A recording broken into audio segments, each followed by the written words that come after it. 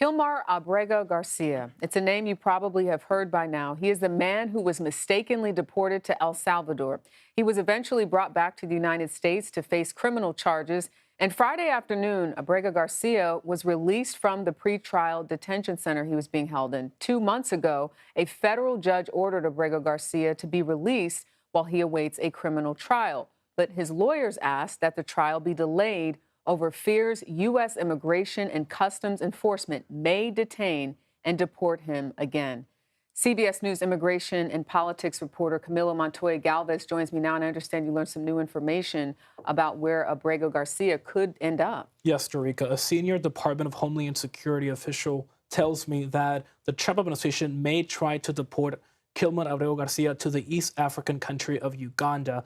We first reported here at CBS News earlier in the week that this country in Africa has agreed to take what the U.S. calls third country deportations, meaning deportations of citizens from other countries who are not from Uganda, who are expelled and deported from the U.S.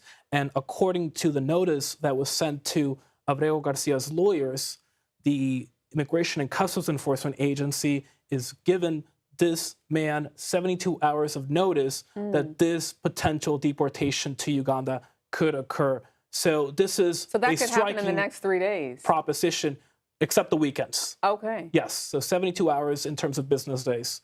But this is still a striking proposition. Nonetheless, I am told it is very much a possibility. And it is important to underscore that this deportation to a third country is technically permissible under U.S. immigration law because Abrego Garcia does have a deportation order. He's only barred from being sent to El Salvador, which is his home country. He can technically be sent to any other place in the world. What about his criminal case here? What happens with that? Well, ICE does have the discretion to deport people facing charges before their actual criminal trial is completed because Abrego Garcia is not set to face those charges in trial until next year. But they could also just hold him in custody until that trial commences. We'll see what happens. We also want to ask you about the new developments regarding the migrant detention facility Governor DeSantis opened earlier this month. There's an update. Yeah, this is a major legal setback for Florida and also the Trump administration, which, as you know, has been persuading states across the country, mainly led by Republican governors, to allow state facilities to be converted into immigration detention centers.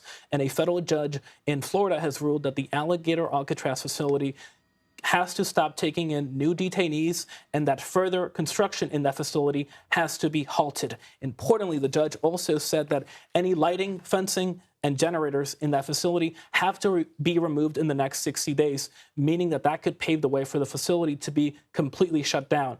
However, Florida is expected to appeal, so a higher court could intervene and pause that lower court ruling. I was going to say, what are the consequences? But it sounds like there's this back and forth, which we continue to see. So I know you'll be on that and following it for us. Camilo Montoya-Galvez, thank you so much.